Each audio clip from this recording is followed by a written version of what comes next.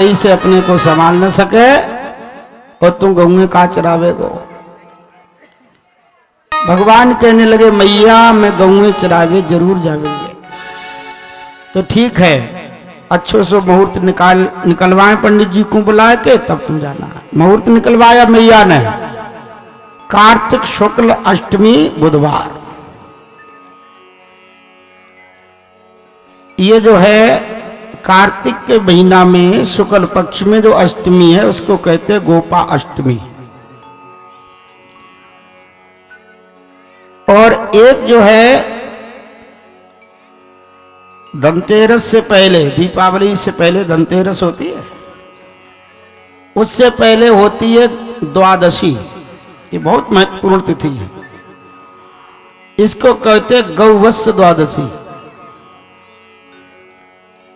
और इस गौवत्स द्वादशी को यदि कोई बछड़े से ब्याई हुई गऊ का पूजन करता है और अलग अलग थालियों में खीर पूड़ी बना करके गऊ और बछड़ा को खिलाता है, फिर हरी हरी घास से उसका पेट यदि कोई भर देता है, तो ज्ञाता ज्ञात, चाहे जान से कोई पाप हुआ हो चाहे अनजान से पाप हुआ, सारी पाप राशि भस्म हो जाती है।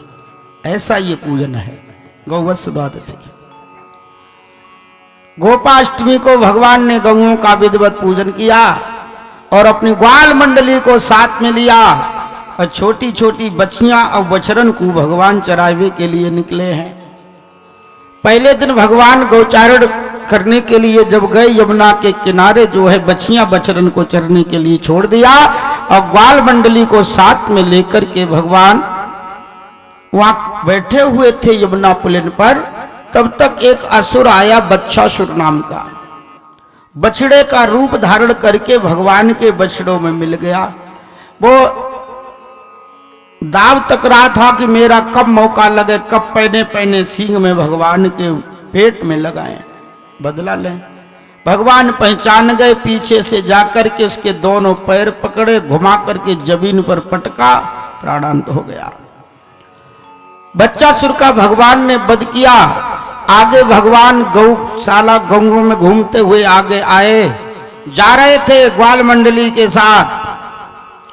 विशाल आकृति का एक बगुला यमुना के किनारे बैठा था।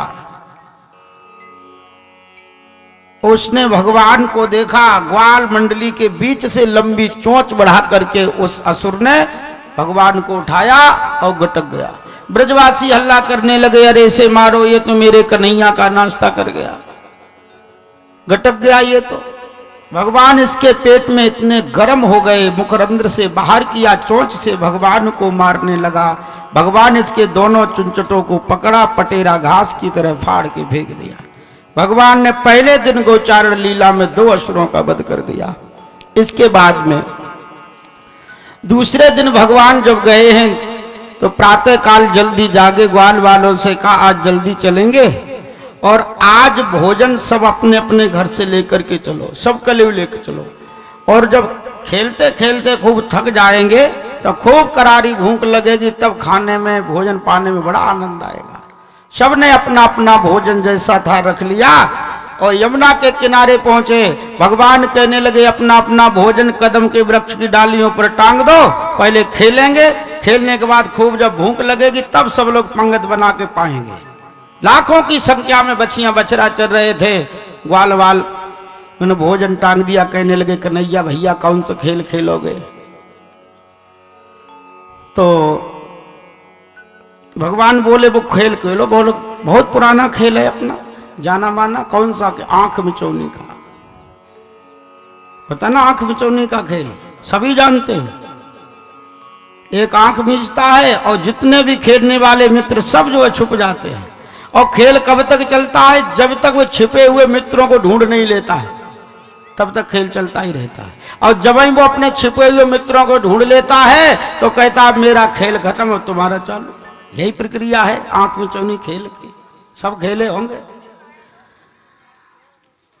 लेकिन ये खेल जो आंख मिचौनी का पुराना खेल तो है, लेकिन हम और आप भी इसी खेल को आज भी खेल रहे हैं। आध्यात्मिक दृष्टि से देखा जाए तो जीवात्मा परमात्मा ये दोनों शाश्वत सखा हैं।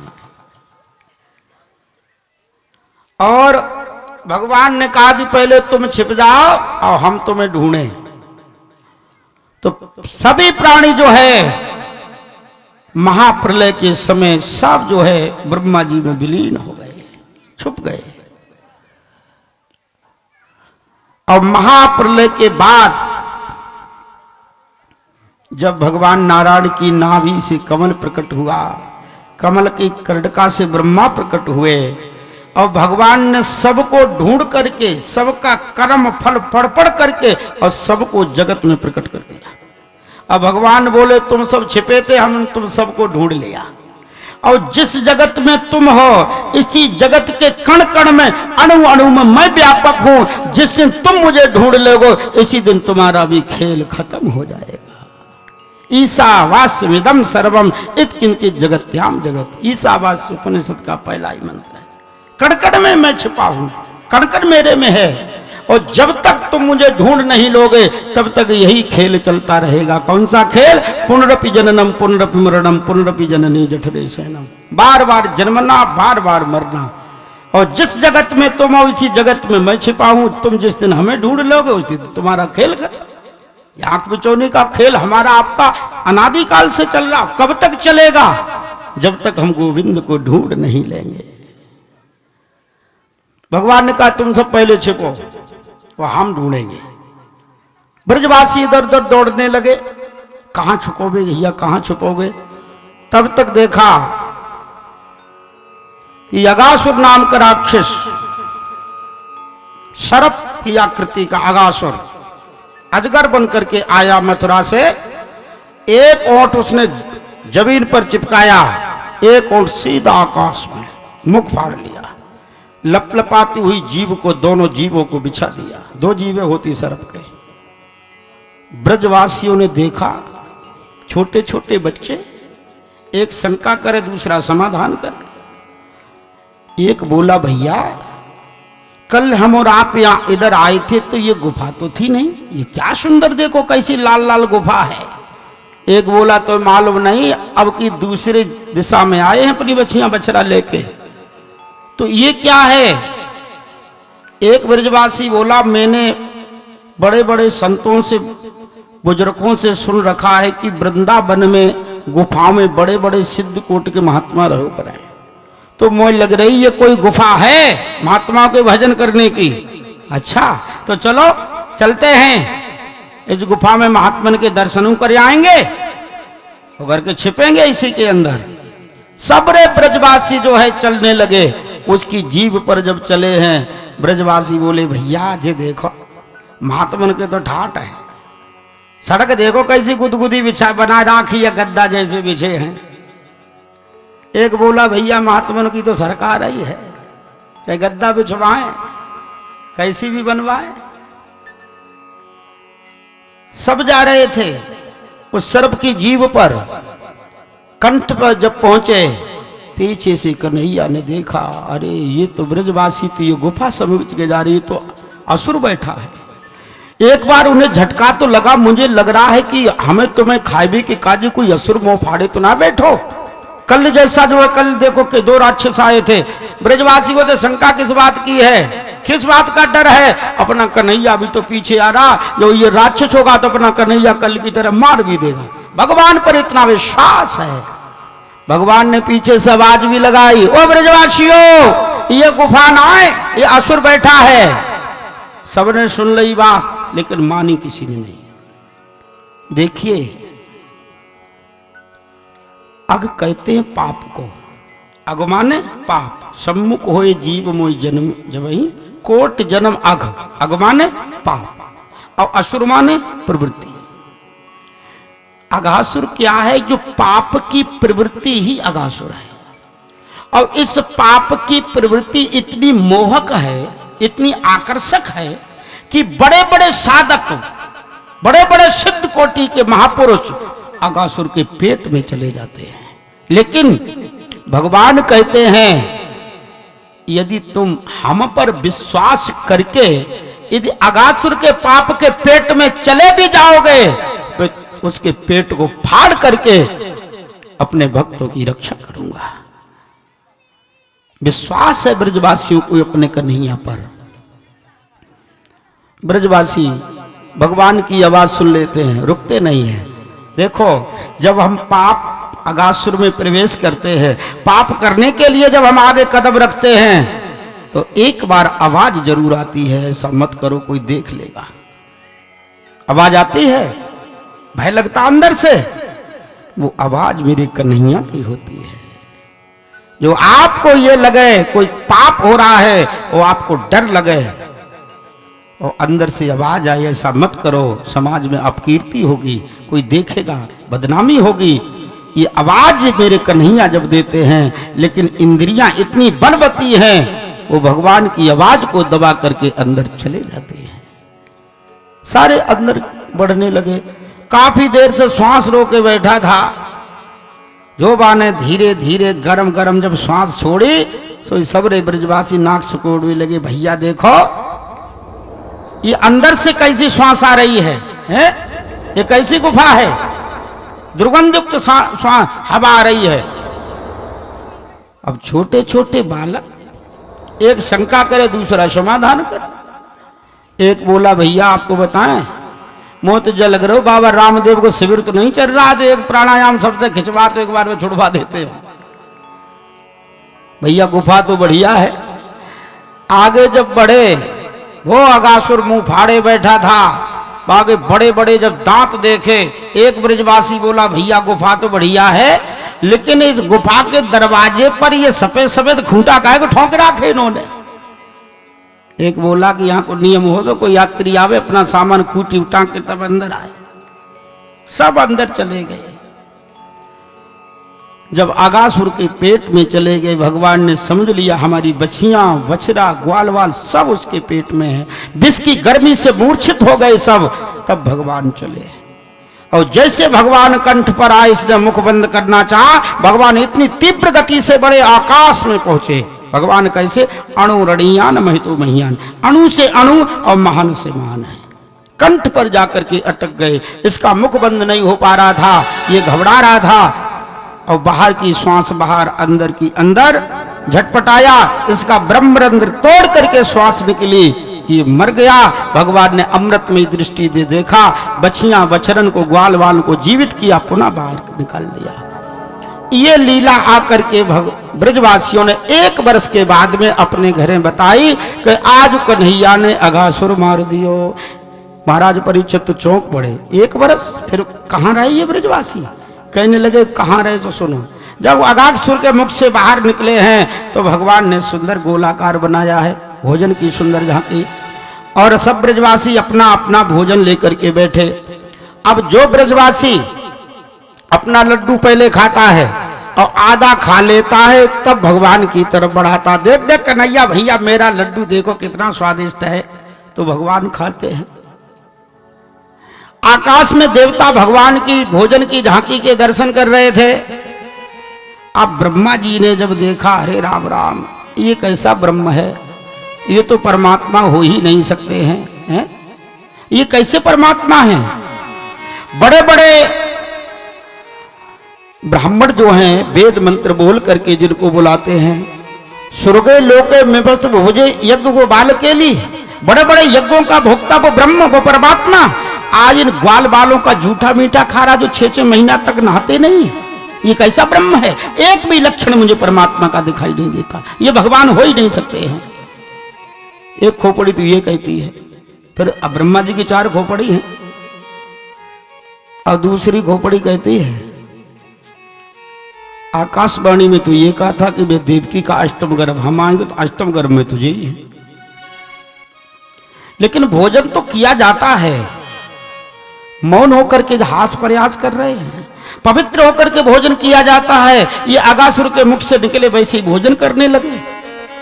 अरे उचित न किसी को जूठा दिया जाता है, न किसी का खाया जाता, ये जूठा एक दूसरे का खा रहे हैं।